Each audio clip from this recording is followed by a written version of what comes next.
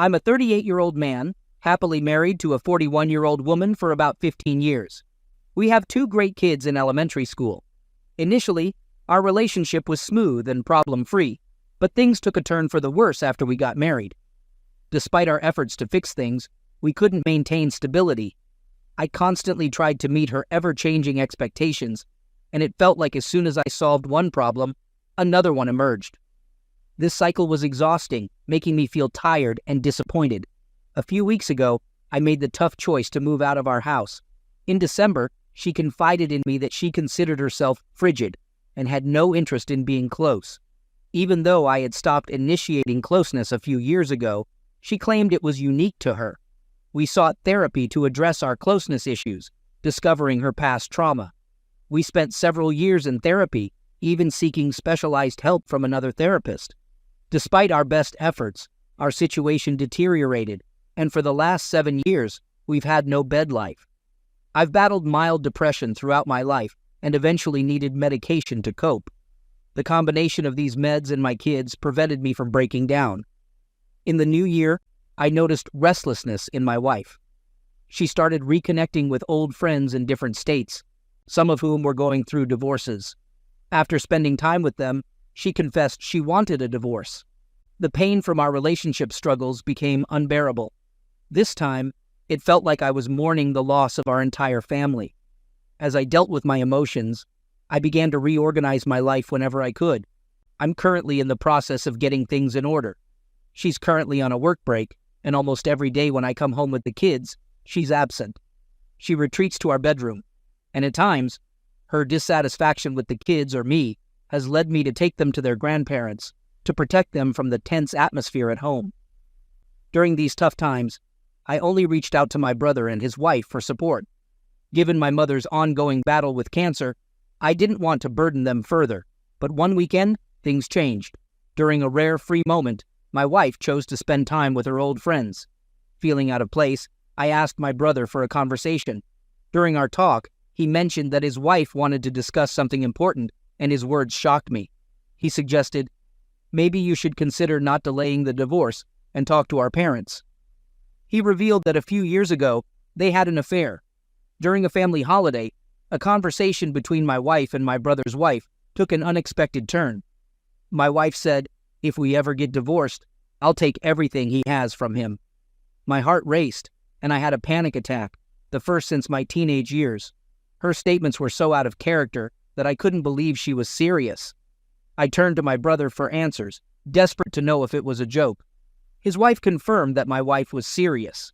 She then shared this revelation with my parents, leading me to call them. During that call, my emotions were in turmoil. I cried, felt awkward, and was deeply hurt. I felt sorry for burdening them, especially considering their own challenges. During the conversation, my mother disclosed that my wife had confided in her years ago. It turned out my wife was jealous of one of my cousins who had recently divorced. She admired their courage, but my mother chose not to tell me, thinking it didn't matter. Suddenly, everything started to make sense.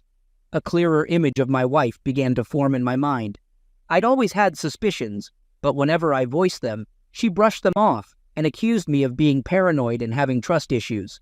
She convinced me she wasn't capable of such actions, making me doubt my intuition. Over time, I continued to gather information about our financial responsibilities, taxes, and other important matters. My wife's behavior became increasingly erratic, and it seemed like she was distancing herself from our relationship. She frequently sought opportunities to be away from our home and had a strong aversion to it. Eventually, she found comfort in living with her friend's elderly mother, who only asked for minimal rent. It turned out this woman craved companionship and needed assistance with household chores. A few weeks ago, after a night out with friends, we sat down with the children to have an open conversation about the situation. One of our kids, visibly upset, sought comfort in hugging their mother tightly, while another child reacted more calmly. But the emotions of the third child ran high. Upon learning that she would take the family dog with her in less than a week, she decided to move out earlier than planned. My early morning hospital shifts made it challenging for her to come home at 2 a.m. to look after the kids. The day finally came when she moved out as scheduled, and my parents picked up the children. Unfortunately, She left without even hugging the kids goodbye. Less than a week after her departure, I mustered the courage to consult a lawyer and initiate the legal process. Surprisingly, she cooperated with the lawyer and promptly signed all the required documents to move the case forward. However, during the time the children were in my care, she made no effort to contact them. Her interactions with them were limited, and according to the kids, she often preferred exercising and burying herself in her phone without genuine interest in their lives. Regrettably, it seems my wife lacks a genuine interest in our children's lives, except for maintaining her appearance. I won't delve into further details. After her departure, I gradually adapted to the situation and strived to provide a stable environment for our children. During her visits, I even supplied food when she faced financial difficulties and had nothing to eat. I also offered financial help a couple of times when she was in a tight spot. In an attempt to maintain civility, I decided to provide her with some financial assistance, considering it a contribution to our shared account, which we hadn't yet divided. Some may criticize this decision as foolish, but I believe it fosters a better environment and contributes to our children's well-being. That's what I tell myself, and it's not entirely untrue. The culmination of all these issues occurred at the end of last week when she took the children away for a few days, coinciding with one of my long shifts. Upon returning home from work that day, I consciously used the time without my children to engage in various hobbies and activities I enjoy, including working on music. I set up my computer and started connecting everything. Unfortunately, annoying messages about synchronization issues with my wife's iCloud account kept popping up on the screen. Disappointed, I attempted to resolve the problem. While navigating the photos on my computer, I stumbled upon something unexpected. If you think you know what happened next, your assumptions are correct. Despite her attempts to clean the computer before leaving, some remnants went unnoticed. To my surprise, I found a large number of photos and videos, some of which were explicit and revealed her infidelity with a mutual friend. This discovery was devastating, as it felt like I had spent the last 15 years of my life in a marriage built on a false illusion. It shattered the image she had crafted over the years. The day after uncovering these clues, she brought the children back home, and I made an effort to remain composed. I chose not to confront her about what I had found, trying to maintain a sense of normalcy for the sake of our children. There are other aspects of this story that I may share in the future. A part of me appreciates that I did everything I could to salvage our relationship, because without this revelation, I might have remained oblivious to the truth.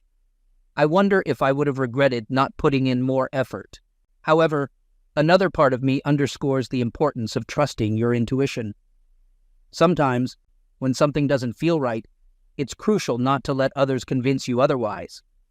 I'm not suggesting that one's intuition is always accurate, but it shouldn't be dismissed. In any case, to provide more context, let me fill in some gaps. Firstly, the person she cheated with isn't married. He's her ex-boyfriend. I discovered a message she sent to him during our therapy sessions, in which she vividly described a dream of engaging in an act with her ex-boyfriend. She concluded the message by advising him not to disclose it to me, claiming I'd react strongly. When I confronted her about this, she brushed off my concerns, saying I was overreacting, and even suggested that our therapist shared the same view. Interestingly, it turned out that this therapist was the same one she had seen during her teenage and early 20s. In hindsight, I question why I ever thought this therapist was the right choice. I want to stress the importance of honesty and open communication. Let me clarify that I have no intentions of sharing any of her photos. I see them as undeniable evidence of her unfaithfulness, and yes, they are time-stamped. I plan to provide all this information to my lawyer. Since the start of January, I've diligently documented each day, carefully recording the time and details of her actions and interactions with the children. Now that she's moved into her own place, I won't be able to videotape these interactions anymore. I considered the option of audio recording during our personal conversations, and my lawyer supported this idea. Currently, it appears that she's deeply in love with someone else and is looking forward to a divorce, especially because she's entitled to half of my $401k. As for our property, before she moved out, we managed to divide everything amicably. Truth be told, we didn't have much property to split because we sold our house at the end of last year. After the sale, my wife and I decided to move into my parents' old house, which is in a trust and doesn't belong to either of us. We evenly divided the money we received from the house sale between us. Unfortunately, my wife managed to spend her share of approximately $14,000 in less than 2 months, leaving very little behind. Some of this money went towards supporting her lover, as indicated by a $100 bill I have. There may be other evidence of similar expenses. Initially, we agreed on a 50-50 custody arrangement for the children, with neither of us paying alimony or child support. However, after this situation came to light, my lawyer mentioned that the original agreement might not hold much legal weight. He offered to formalize it if I wanted, but at the time, I told him not to worry since no information about it had surfaced.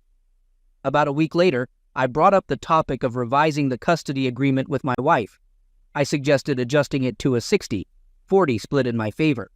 Surprisingly, when I proposed that she become the primary guardian, she agreed without any resistance. I suspect her current focus on her own life has driven her to create the image of a responsible mother. Her own mother often engages in conversations with her, believing she's fulfilling her parental duties, which only adds to my wife's stress. Yesterday, I received an unexpected phone call from her.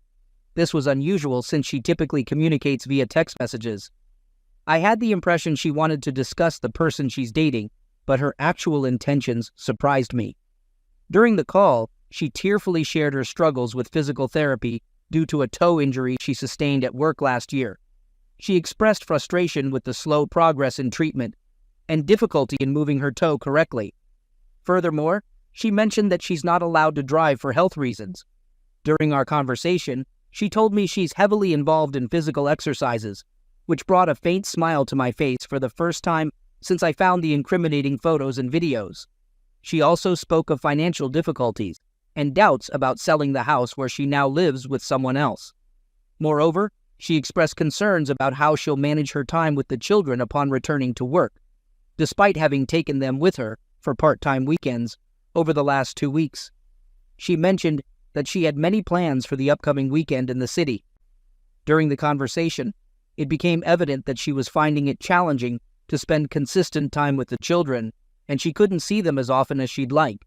In response, I tried to remain accommodating, hoping we could work together to establish a daily routine that would allow her regular access to the children. However, she mentioned casually that her initial plan to move closer to us might not be feasible due to potential high costs. She might have to move even farther away, around 15 miles. In response to her uncertain life situation, I reassured her that, for the children's sake, we'd find a way to resolve the issue. But to my surprise, she seemed open to this possibility. She casually brought up the idea of moving across the border to a neighboring state to secure a higher income despite increased living costs.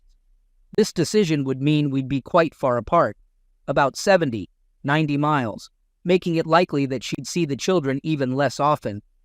I couldn't help but feel disheartened, as I could hardly imagine how such a significant move would align with the children's schedule and well-being. As I watched the situation unfold and considered our shared responsibilities, I couldn't shake the feeling that she was becoming less interested in our children, almost as if she were trying to shift her parental duties onto me. The thought that she wanted to move so far away from the children we brought into this world troubled me deeply. After making the decision to unravel the situation, I embarked on an investigation to uncover more pieces of the puzzle. In the course of this investigation, I delved into her lover's social media account and stumbled upon explicit evidence about her partner. This revelation was a harsh reality for her. It became evident that she was willing to forsake her own children to be closer to her lover. Her choice to relocate was primarily motivated by the opportunity to be with her lover, leading her to consider abandoning our children and parental responsibilities, leaving me as the sole caregiver. Simultaneously, she aimed to keep up the appearance of a responsible mother in front of family and friends. I couldn't fathom how one could upend their entire life and schedule based on their lover's whims. I was devastated, filled with heartache and anger. I couldn't let her shirk her responsibilities as a parent. Observing her attempt to maintain the facade of a caring mother while planning to desert our family, I took decisive action. I reached out to my lawyer and filed a request to terminate her parental rights. When she called to chastise me for my actions, I disclosed the truth to her. Her decision to leave the family was solely influenced by her affair partner. I implored her to consider transferring custody of the children to me. During our conversation, it seemed like she might agree, but her stance quickly changed. When I mentioned that I wouldn't hide the truth, she reacted with anger and surprise. She flatly refused to relinquish her parental rights, stubbornly upholding the facade of motherhood, despite her actions suggesting otherwise. It was evident that she cared more about fulfilling her own desires than the welfare of our children. Disappointment and determination welled up within me, driving me to reveal the truth to her family. I believed it was necessary for them to understand the kind of person she had become. Despite the painful nature of this step, I deemed it essential for securing my children's future. Upon learning of my actions, she grew furious and persistently contested my decision. She made it clear that she intended to proceed with her move and had no intention of surrendering her maternal rights. She proposed that we co-parent from a considerable distance. In response, she accused me of being vindictive and manipulative, but I chose not to engage in an argument with her. Instead, I sought legal assistance and discussed alimony with my father. When she realized that receiving alimony would require her to financially contribute to our children's support, something she couldn't afford, the situation shifted. Her partner didn't appear willing to assume that responsibility either. Suddenly, she became concerned about preserving her reputation. Overburdened with the responsibilities of a responsible parent, she couldn't bear the financial weight of alimony and feared further damage to her image.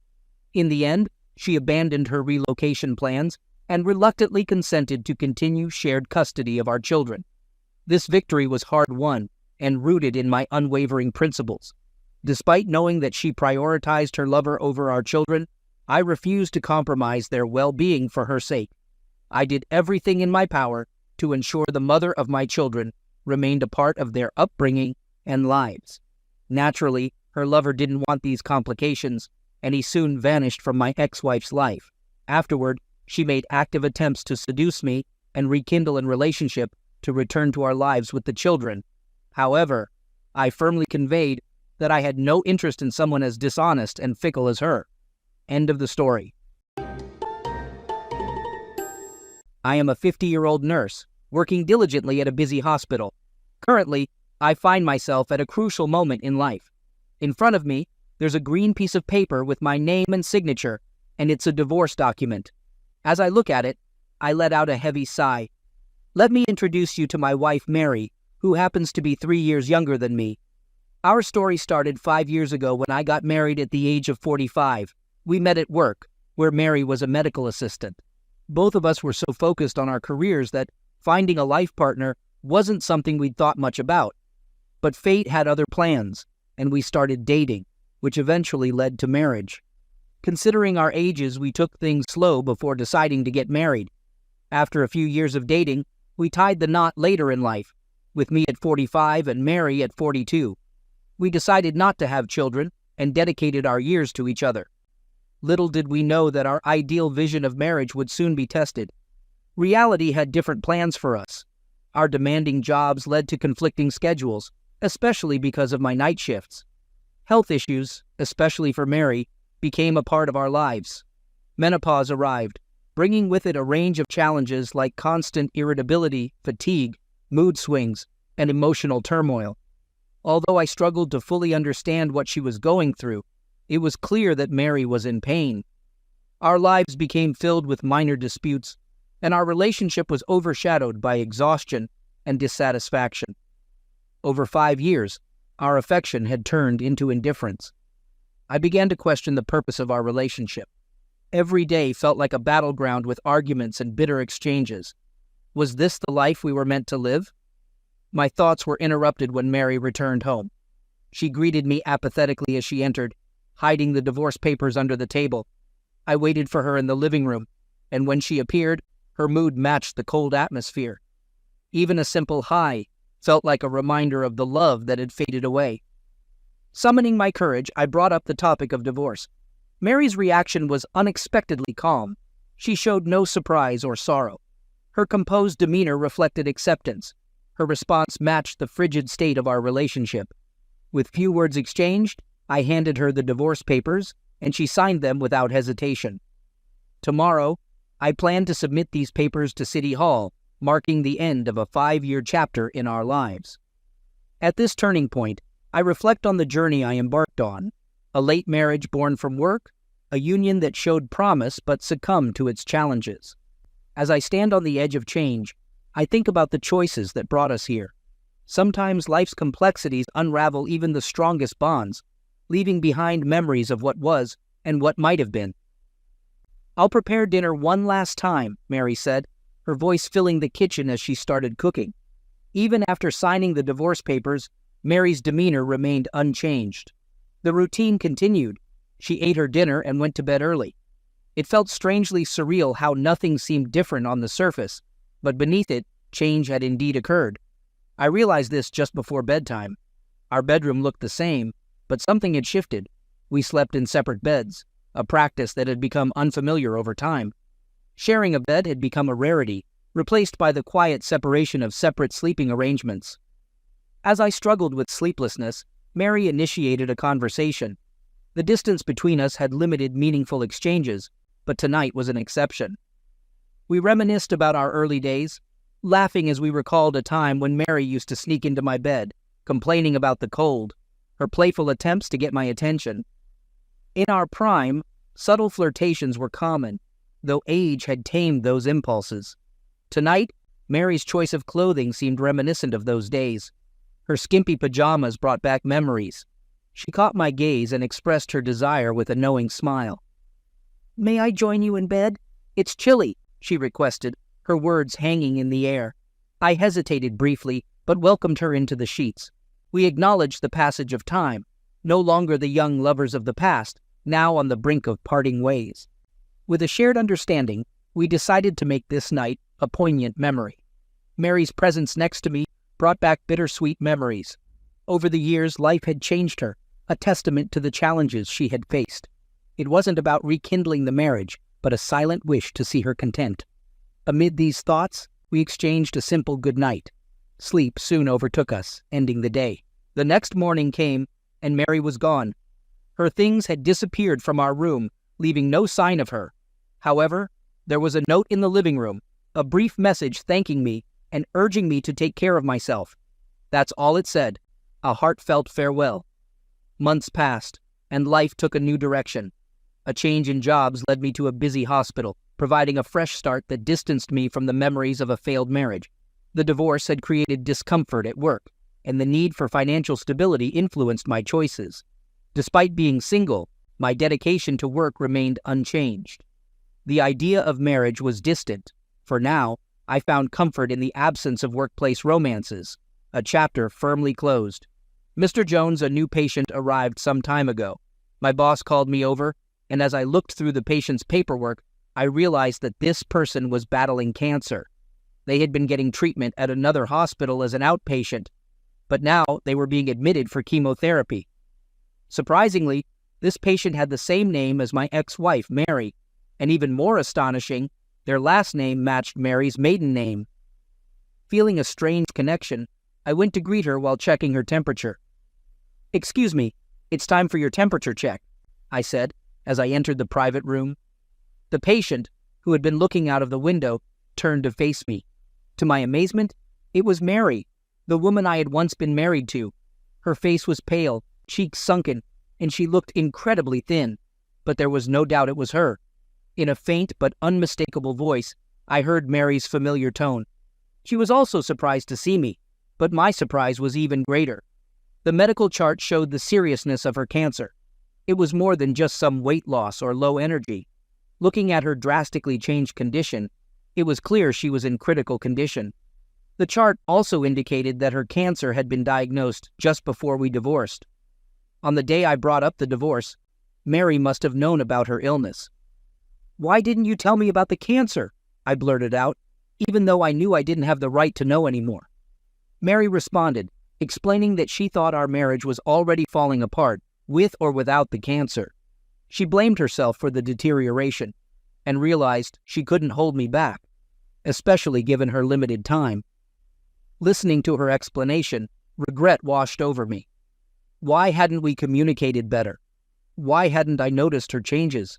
I had let her go through her illness alone, adding to her pain. Despite her health struggles, she had agreed to the divorce. Amid my self-blame and despair, Mary scolded me, saying, "You're healthier than I am, so don't hang your head so low." She reminded me of the times she had supported me during my moments of self-doubt. Now, I was facing the consequences of not repaying her kindness. The woman who had been my support for 5 years was right in front of me. I looked at Mary with newfound determination. I knew I didn't have the right to say this, but I wanted to take care of her until the end. I bowed my head, and in response, Mary gently smacked me on the head with a mix of exasperation and joy on her face. With persistence, I wore down her reluctance, and she finally agreed with an expression that combined both emotions. From that moment on, I took care of Mary.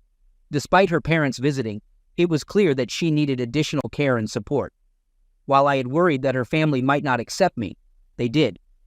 Understanding the complexities of the situation, with Mary's family living far away, it fell on me to tend to her daily needs. In the following months, I visited Mary's hospital room without fail, regardless of my work schedule. I was there before work, after work, during days off, and before night shifts. Mary's chemotherapy treatment began, and although I had cared for numerous patients professionally, the experience was entirely different when it was a family member. Treating a stranger versus treating family brought forth a tidal wave of emotions. My intention was to provide professional support, but inevitably, my heart became deeply involved in her journey. I was overwhelmed by despair. Mary had immediately started treatment after our divorce, yet it appeared ineffective against the metastasized cancer. The harsh reality of cancer treatment, painful and grueling, was something she faced alone. I deeply wished I could have been there for her, but helplessness held me captive in the face of adversity. Mary's spirit remained unbroken. She fought her battle with courage, even managing to smile despite the misery. Her resilience, however, painfully, reminded me of my own limitations.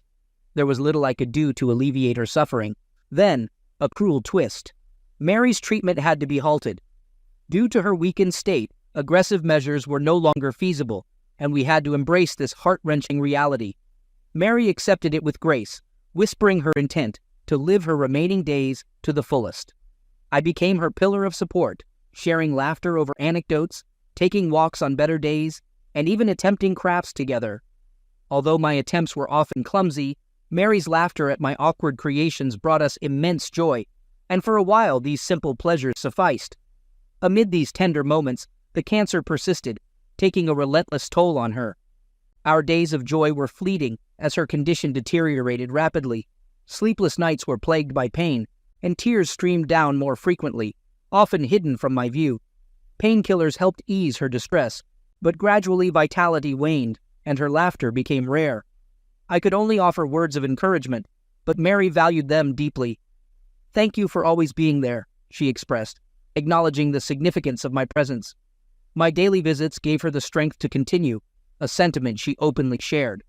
Her immobility drew us closer, and yet we remained strangers in the eyes of the world due to our past choices. I had wanted it that way, but now regret knotted me. In an attempt to convey my rekindled feelings, I made a heartfelt proposal to Mary in that quiet hospital room. "Will you marry me?" I finally uttered. Mary's response, light-hearted and affectionate, expressed her delight despite her refusal. While I was met with a resounding rejection, I couldn't give up. I presented her with a marriage certificate, my signature already adorning it. Her joy at the gesture was palpable, a testament to the connection we had forged. A few days later, Mary passed away, exceeding her expected time. For a month, she fought bravely with unwavering determination. While grieving her loss and preparing for her funeral, I realized she had lived an extra month. Because of our strong connection, the funeral plans came together quickly. Even though we weren't legally married, Mary's parents insisted that I sit with them in the family section. Initially hesitant, I accepted and felt honored by their gesture. The funeral proceeded, and eventually we made our way to the gravesite. Surprisingly, I didn't shed tears. I had already cried while taking care of Mary. As we waited for the final part of the burial, I sat on a bench, staring blankly at the sky. Mary was no longer in this world, leaving a void in my heart. Unexpectedly, Mary's mother noticed me. She softly said, "Ken, you were here." Her red, swollen eyes revealed the depth of our shared grief. Her sorrow was undoubtedly deeper than mine, as she had lost her daughter. She gave me a letter that Mary had intended to receive on the day of her funeral. With a trembling heart, I received the letter and a diary that Mary had left behind. Opening the diary, I found it to be as simple and genuine as Mary herself. It began with short notes about everyday things but became more detailed when we met. It chronicled our dates, my job evaluations, our conversations, and even the ordinary mishaps of our life together. The entries shifted from notes about me to reflections on her own feelings. As she approached menopause, her tone changed. She expressed frustrations and regrets, especially about how she had directed her frustrations at me. She regretted her inability to have productive conversations and acknowledged my growing emotional distance. The last pages of the diary were filled with a heavy sense of remorse, a recurring theme day after day. One specific date in the diary caught my attention. It was a month before our divorce, the day she learned of her cancer diagnosis. She had deliberately hidden her emotions from me, keeping a tough exterior. A particular entry stood out, the day I had proposed divorce. Her words painted a picture of her happiness as she reminisced about our earlier, happier times. But then her entry abruptly ended, leaving me with the weight of her unspoken thoughts. I hadn't realized how deeply she had been thinking about me. With a heart full of emotion, I turned to the letter. She expressed disbelief at seeing me again in a new hospital, and her hesitation to burden me with her situation. However, my offer to care for her had deeply moved her. She apologized for not being able to refuse and nearly breaking down emotionally. When I proposed again, her regrets had faded, and she faced her imminent departure with acceptance. She asked me not to grieve for her and urged me to wait until old age to reunite in heaven. Her final wish was clear that if my feelings remained unchanged, we would marry again in the afterlife. The letter ended with the promise to keep our marriage certificate. As I read, tears flowed uncontrollably. Mary's emotions poured from these pages, and I was touched by the depth of her feelings. Mary's parents' gesture of allowing me to sit with the family at the funeral aligned with Mary's wishes. For a while I openly wept with swollen eyes, yet by the grave I remembered her wish for me not to cry. So I composed myself and bid her farewell with a smile. Mary rested peacefully in the casket, holding our marriage certificate. Her expression was calm, and her grasp on the document was strong. Her signature, below mine, marked a bond that had endured trials and sorrow.